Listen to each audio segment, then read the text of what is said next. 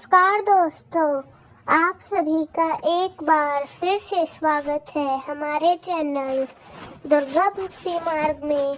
आज मैं आप सभी को सुनाऊंगी देवउठनी एकादशी के शुभ अवसर पर सुनी जाने वाली तुलसी माता की कथा। कार्तिक महीने में एक बुढ़िया माई तुलसी जी को सींचती थी और कहती थी, हे तुलसी माता सत की दाता, मैं तेरा बिडला सींचती हूँ, मुझे बहू दे, पीताम्बर की धोती दे, मीठा मीठा ग्रास दे, वैकुंठ में वास दे, चटक की चाल दे, पटक की मौत दे, चंदन का काठ दे, रानी सा राज दे, दाल भात का भोजन दे, ग्यारस की मौत दे, कृष्ण जी का कंधा दे। तब तुलसी माता यह बात सुनकर सूखने लगी तो भगवान श्री कृष्ण ने पूछा, हे तुलसी, तुम क्यों सूख रही हो? तो तुलसी माता ने कहा, आप तो पूछिए ही मत। फिर भगवान ने कहा, अगर मैं नहीं पूछूंगा तो और कौन पूछेगा? तुलसी माता ने कहा, एक बुढ़िया रोज आती है और यही बात रोज कह जाती है, मैं सब बात पूरी कर दूंगी, लेकिन भगवान कृष्ण का कंधा कहाँ से लाऊंगी? तो श्री कृष्ण बोले, जब वो मरेगी तो मैं अपने आप कंधा देने आ जाऊंगा, तुम बुढ़िया माई से यह बात कह देना। तब बुढ़िया माई मर गई। सब लोग वहां इकट्ठा हो गए, बुढ़िया माई को ले जाने लगे, लेकिन वह किसी से नहीं उठी। भगवान एक 12 साल के बालक का रूप धारण करके आए और वहां खड़े एक व्यक्ति से पूछने लगे कि क्या हुआ। वो बोला कि ये बुढ़िया बहुत ही धार्मिक और संस्कारी थी, पर हमें नहीं पता था कि ये इतनी पापिन है कि ये उठ भी नहीं रही। तो भगवान एक 12 साल के बालक के रूप में आए और कहा, मैं बुढ़िया माई के कान में एक बात कहूँगा तो बुढ़िया माई उठ जाएगी। बालक ने बुढ़िया माई के कान में कहा, बुढ़िया माई मन के निकाल ले, पीताम्बर की धोती ले, मीठा मीठा ग्रास ले, वैकुंठ में वास ले, चटक की चाल ले, पटक की मौत ले, रानी सा राज ले, दाल भात का भोजन ले, कृष्ण जी का कंधा ले। यह सुनकर बुढ़िया माई हल्की हो गई तो भगवान श्री कृष्ण ने उन्हें कंधा दिया और बुढ़िया माई को मुक्ति मिल गई। हे तुलसी माता, जैसे बुढ़िया माई को मुक्ति दी वैसे ही सबको देना। तो दोस्तों, प्रेम से बोलिए तुलसी महारानी जी की जय, भगवान श्री कृष्ण की जय। अब सुनिए तुलसी माता की दूसरी कथा। शिव पुराण के अनुसार पौराणिक समय में दैत्यों का राजा दंभ हुआ करता था। वह बहुत बड़ा विष्णु भक्त था। कई सालों तक उसके यहाँ संतान नहीं होने के कारण उसने शुक्राचार्य यानी अपने गुरु बनाकर उनसे श्री कृष्ण मंत्र प्राप्त किया। यह मंत्र प्राप्त करके उसने पुष्कर सरोवर में घोर तपस्या की। भगवान विष्णु उसकी तपस्या से प्रसन्न हो गए और उसे संतान प्राप्ति का वरदान दे दिया। भगवान विष्णु के वरदान से राजा दंभ के यहाँ एक पुत्र ने जन्म लिया। इस पुत्र का नाम शंखचूड़ रखा गया। बड़ा होकर शंखचूड़ ने ब्रह्मा जी को प्रसन्न करने के लिए पुष्कर तालाब में तपस्या की। तपस्या से प्रसन्न होकर ब्रह्मा जी ने उसे वरदान मांगने को कहा। तब शंखचूड़ ने वरदान मांगा कि वह हमेशा अजर अमर रहे, वह कोई भी देवता उसे न मार पाए। ब्रह्मा जी ने उसे यह वरदान दे दिया और कहा कि वह बद्री वन जाकर धर्म ध्वज तुलसी को तपस्या कर रही है, उससे विवाह कर ले। शंखचूड़ ने वैसा ही किया और तुलसी के साथ विवाह के बाद सुख पूर्वक रहने लगा। उसने अपने बल से देवताओं, असुरों, दानवों, राक्षसों, गणधर्मों, नागों, किन्नरों, मनुष्य तथा त्रिलोकी सभी प्राणियों पर विजय प्राप्त कर ली। वह भगवान श्री कृष्ण का परम भक्त था। शंखचूड़ के अत्याचारों से सभी देवता परेशान होकर ब्रह्मा जी के पास गए और ब्रह्मा जी उन्हें भगवान विष्णु के पास लेकर गए। विष्णु ने कहा कि शंखचूड़ की मृत्यु भगवान शिव के त्रिशूल से होगी, अतः आप उनके पास जाएं। भगवान ने उन्हें चित्ररथ नामक एक गण को अपना दूत बनाकर शंखचूड़ के पास भेजा। चित्ररथ ने शंखचूड़ को समझाया वह देवताओं को उनका राज्य लौटा दे, परंतु शंखचूड़ अहंकार में अंधा था और उसने मना कर दिया और वह कहने लगा वह महेश्वर से युद्ध करना चाहता है।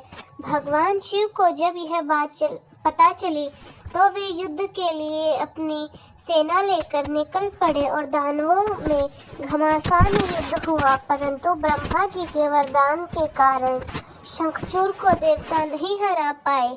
भगवान शिव ने शंखचूड़ का वध करने के लिए जैसे ही अपना त्रिशूल उठाया, तभी आकाशवाणी हुई कि जब तक शंखचूड़ के हाथ में श्री हरि का कवच है, उसकी पत्नी का सतीत्व अखंड है, तब तक इसका वध असंभव है। आकाशवाणी सुनकर भगवान विष्णु वध ब्रह्मा का रूप धारण कर शंखचूड़ के पास गए और उससे श्री हरि कवच दान में मांग लिया। शंखचूड़ ने वह कवच बिना किसी संकोच के दान में दे दिया। शंखचूड़ का रूप बनाकर तुलसी माता के पास गए। शंखचूड़ रूपी भगवान विष्णु ने तुलसी के महल के द्वार पर जाकर उसे विजय होने की सूचना दी। यह सूचना सुनकर तुलसी बहुत प्रसन्न हुई और पति के रूप में आए भगवान का पूजन किया। ऐसे करते ही तुलसी का सतीत्व तो खंडित हो गया और भगवान शिव ने युद्ध में अपने त्रिशूल से शंखचूड़ का वध कर दिया। तब तुलसी को पता चला कि वे उसके पति नहीं बल्कि वो भगवान विष्णु है, तो वह क्रोध में आकर तुलसी जी ने उससे कहा कि आप छल पूर्वक मेरा धर्म भ्रष्ट कर रहे हैं और मेरे पति को मार डाला, अतः मैं आपको श्राप देती हूँ कि आप पाषाण होकर धरती पर रहें।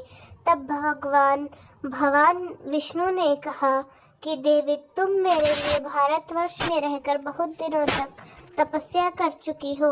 तुम्हारा यह शरीर नदी रूप में बदलकर गंगडी नामक नदी के रूप में प्रस्तुत होगा। तुम पुष्पों में श्रेष्ठ तुलसी का वृक्ष बन जाओगी और सदा मेरे साथ रहोगी। तुम्हारे श्राप को सत्य करने के लिए मैं पाषाण शालिग्राम बनकर रहूंगा। गंडकी नदी के तट पर मेरा वास होगा। तो दोस्तों, प्रेम से बोलिए भगवान विष्णु की जय और तुलसी माता की जय। आइए सुनते हैं अब गरीब ब्राह्मण और तुलसी माता की कहानी। एक नगर में एक गरीब ब्राह्मण अपनी पत्नी के साथ रहता था। वह भिक्षा मांगकर अपना सारा जीवन गुजारता था और भगवान की पूजा में लगा रहता था। वह उतनी ही भिक्षा मांगता था जिससे उसके और उसके परिवार का पेट भर सके। उस नगर का राजा बहुत धनवान और ब्राह्मणों का आदर करने वाला था। राजा किसी भी ब्राह्मण को अपने महल से खाली हाथ नहीं जाने देता था। दूर दूर से ब्राह्मण राजा के पास आते और उसे मुंह मांगा दान देकर आशीर्वाद देते हुए चले जाते। एक दिन ब्राह्मण की पत्नी ने ब्राह्मण से कहा, दूर दूर से ब्राह्मण राजा के मनचाहा दान लेकर चले जाते हैं और तुम यहाँ के यहाँ एक दिन भी राजा के पास नहीं गए। जन्म भर कंगाली कहाँ तक झेल लो। आज तुम जाओ और राजा से कुछ मांग कर लाओ। ब्राह्मण ने अपनी पत्नी को समझाते हुए कहा कि तू तो बावरी है, हमें धन की क्या जरूरत, हमें इतना तो मिल ही जाता है जिससे हम अपना पेट भर सके, और राजा का धन अच्छा नहीं होता, वह हमें नहीं लेना चाहिए। ब्राह्मण की पत्नी जिद पर अड़ गई और बोली, मैं तुम्हारी एक भी बात सुनने वाली नहीं हूँ। कब तक हम कंगाली में जीते रहेंगे? तुम तो रोज माला लेकर बैठ जाते हो और अपने बच्चों को क्या खिलाएंगे, क्या पहनाएंगे? तब बच्ची दूसरे बच्चों को पहनते ओढ़ते खाते पीते देखते हैं तो उनका मन भी ललचाता है। आज तुम राजा के पास जाओ, राजा बहुत भला व्यक्ति है, वह हमें जरूर मुंह मांगा दान देगा। मजबूर होकर ब्राह्मण राजा के महल की ओर चल दिया। राजा उस समय महल में नहीं था, ब्राह्मण को वापस लौटना पड़ा। दूसरे दिन ब्राह्मण की पत्नी ने ब्राह्मण को फिर से महल में भेजा, परंतु राजा फिर से महल में नहीं मिला। तीसरे दिन राजा महल में मिल गया और उसने ब्राह्मण का स्वागत किया और उसे आसन पर बैठाया और 2 दिन ना मिल पाने के लिए क्षमा भी मांगी। राजा ने कहा, मैं आपकी क्या सेवा कर सकता हूँ? ब्राह्मण ने कहा, जो मैं मांगू आप दे सकते हो क्या? राजा ने कहा, हाँ कहिए, मैं आपकी क्या सेवा कर सकता हूँ? ब्राह्मण ने निवेदन किया कि महाराज, मैं और कुछ नहीं चाहता, बस आप मुझे अपने पसीने की कमाई से 4 पैसे दान में दे दीजिए। ब्राह्मण की बात सुनकर राजा चौंक गया और सोचने लगा, खजाने में तो बहुत सारा धन है, मेरी मेहनत की एक कौड़ी भी नहीं है। राजा ने ब्राह्मण से कहा, आप मुझे 1 दिन का समय दें, मैं कल आपको मुंह मांगा दान दूंगा। ब्राह्मण को जब खाली हाथ देखा तो पत्नी बोली, क्या हुआ, राजा ने कुछ दिया नहीं क्या? ब्राह्मण बोला, राजा ने कल देने के लिए कहा है। ब्राह्मण की पत्नी सोचने लगी कि शायद उन्होंने बहुत सारा धन मांगा होगा और राजा को इसकी व्यवस्था करने में समय लग रहा होगा, इसलिए कल बुलाया है। दूसरी ओर राजा ने राजसी कपड़े बदलकर फटे पुराने कपड़े पहने और मजदूर जैसा भेष बना लिया। जब राजा की पत्नी ने देखा और कारण पूछा तो राजा ने सब कुछ बताया। रानी बोली, मैं भी आपके साथ चलूंगी। राजा के हाँ कहने पर रानी भी पुरानी साड़ी पहनकर आ गई। इस प्रकार राजा और रानी मजदूरी की तलाश में शहर निकले। लोहारों के मोहल्ले में जाकर राजा ने आवाज लगाई, किसी को मजदूर चाहिए? तो आखिर एक लोहार ने उन्हें बुला लिया, जो पहिए पर हल चढ़ाने की तैयारी कर रहा था। उसने राजा से देखा। उस लोहार ने राजा से कहा, देखो, तुम्हें पहले खला धोकनी पड़ेगी और जब आग आ जाए तो उसके बाद घन पीटना होगा। फिर रानी की ओर देखकर कहा कि तुम्हें कुएं में से पानी लाकर होदी भरनी होगी और कोयले वाले घर से कोयला लेकर भट्टी में डालना होगा। तुम दोनों को दिन भर में 2-2 आने मिलेंगे। अगर काम पसंद हो तो बोलो, नहीं तो अपना रास्ता नापो। राजा रानी लोहार के बताए काम को करने लगे। राजा खजाल ढोकने लगा, पर उससे काम ठीक से नहीं हो पा रहा था। लोहार नाराज होकर राजा को ठीक से काम करने के लिए कहता, तो राजा जैसे तैसे अपना काम करने लगा। रानी भी कुएं से पानी भरकर लाने लगी। रानी के हाथ में फफाले हो गए। किसी तरह बड़ी कठिनाइयों से उसने पानी का होदा भरा। उसके बाद रानी कोयला लाकर भट्टी में डालने लगी। भट्टी में आग आने पर लोहार ने बाट भट्टी में से निकालकर पहिए पर जमाई और एक घन अपने हाथ में लेकर और एक राजा के हाथ में देकर कहा, देखो, बारी बारी इस घन पर पटकना है। राजा इधर उधर ना हो पाए। राजा जोर जोर से घन पटकने लगा, लेकिन उसका निशाना ठीक से नहीं बैठता। कभी घन हाल पर गिरता तो कभी पहिए पर। मजदूरों को यह हाल देखकर लोहारन बड़बड़ाई हुई आई और लोहार से कहने लगी, तुमने कहाँ से ये नव सखी मजदूर काम पर लगाए हैं? इनसे तो काम होगा ही नहीं। यह मजदूर तुम्हारा सब काम बिगाड़ देंगे। राजा रानी उन दोनों की फटकार सुनते सुनते अपना काम में मन लगाकर काम कर रहे थे। घन पटक के राजा के शरीर से पसीने की तरह हो गया और जोर जोर से सांसें लेने लगा। रानी भी पानी भरते भरते और कोयला ढोते ढोते थक कर चूर हो गई थी। दोनों ने पूरे दिन बहुत मेहनत की। लोहार ने राजा रानी को 2-2 पैसे दिए, जिससे वो बड़ी खुशी से लेकर महल आ गए। जब उन्हें पता चला कि मेहनत की कमाई कैसी होती है, राजा ने 4 पैसे अलग रख लिए और अगले दिन ब्राह्मण को बुलवाकर उसे दे दिए। ब्राह्मण राजा को आशीर्वाद देकर घर लौटा और ब्राह्मणी से कहा, लो, मैं राजा के हाथ से दक्षिणा ले आया हूँ। ब्राह्मणी खुश होकर दौड़ी हुई आई और जब उसने उसके हाथ में 4 पैसे देखे तो वह ठिठक कर रही गई और उन्हें दूर फेंक दिया। जब वह भूखकर ब्राह्मण से बोली, तुमने जैसे दरिद्र से राजा कहाँ से जाकर कुछ ना मांगा गया, शर्म भी नहीं आती, यह कहकर वह रूठ कर चली गई और वह बहुत देर तक बड़बड़ करती रही। ब्राह्मण ने उन 4 पैसों को उठाकर तुलसी घर के पास रख दिया और सोचा, जब ब्राह्मणी शांत हो जाएगी तो जरूरत पड़ने पर उठा लेगी। परंतु कई दिनों तक वे पैसे वहीं रखे रहे और फूल बेलपत्र ऊपर से गिर कर मिट्टी में दब गए। ब्राह्मण और ब्राह्मणी दोनों ही उन सिक्कों के बारे में भूल गए। कुछ दिनों बाद तुलसी घर में 4 पौधे उगे। चारों पौधों में सुंदर थे। यह देखकर ब्राह्मणी रोज उनमें पानी डालती। 4 महीने बाद वे पौधे बड़े हुए, उनमें फूल लगने शुरू हो गए। फूल सूखने पर इनमें मोती झड़ने लगे। ब्राह्मण और ब्राह्मणी ने कभी मोती नहीं देखे थे। वे समझे कि ये कोई बीज होंगे। हर रोज कई फूल झड़ते और बहुत सारे मोती तुलसी घर में बिखर जाते। ब्राह्मणी उन मोतियों को समेटकर घर के कोने में डाल देती। इस तरह वहां मोतियों का ढेर लग गया।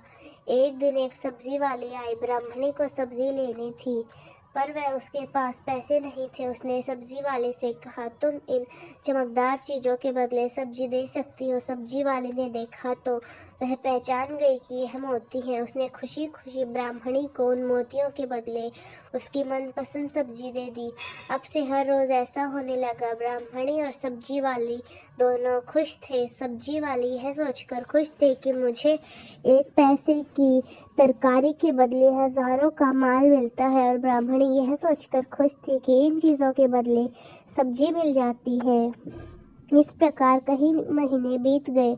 उधर राजमहल में कई राजहंस थे जो मोती चुगते थे। राजा का यह नियम था, जब वह राजहंस मोती चुग लेते थे, इनके बाद ही राजा और उसका परिवार भोजन करता था।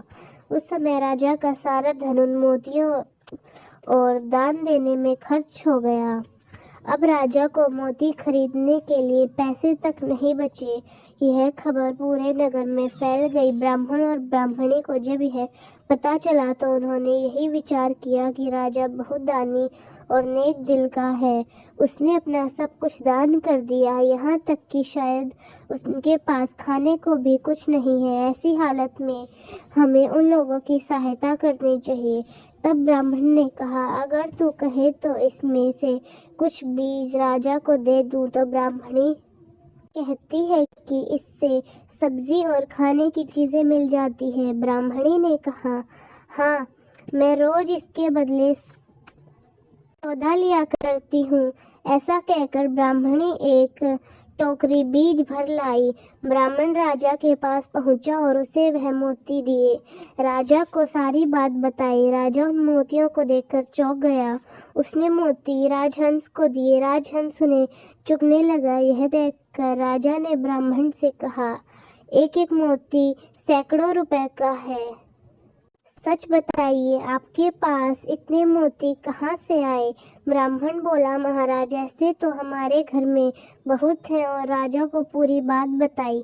राजा अपने मंत्रियों के साथ ब्राह्मण के घर में पहुंचा और उन चारों पेड़ों को देखा। पूछताछ में उन सिक्कों वाली बात सामने आ गई। जब पेड़ों के तरफ देखा तो उनकी जड़ के पास ही सिक्के चिपके हुए थे। आज ब्राह्मण और ब्राह्मणी को मालूम हुआ कि उनके पास लाखों करोड़ों की दौलत है जिसे वह साधारण से बीज समझते थे। ब्राह्मण ब्राह्मणी ने सोचा कि मेरे लिए यह धन किस काम का।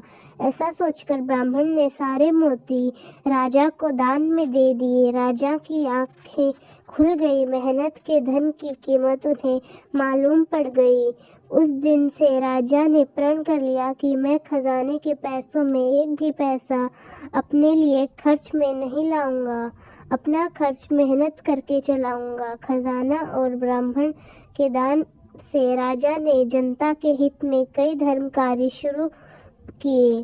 तुलसी माता की कथा समाप्त होती है। प्रेम से बोले तुलसी माता की जय हो। तो दोस्तों, कैसी लगी आपको हमारी आज की कहानी? कमेंट्स में ज़रूर बताएं। धन्यवाद।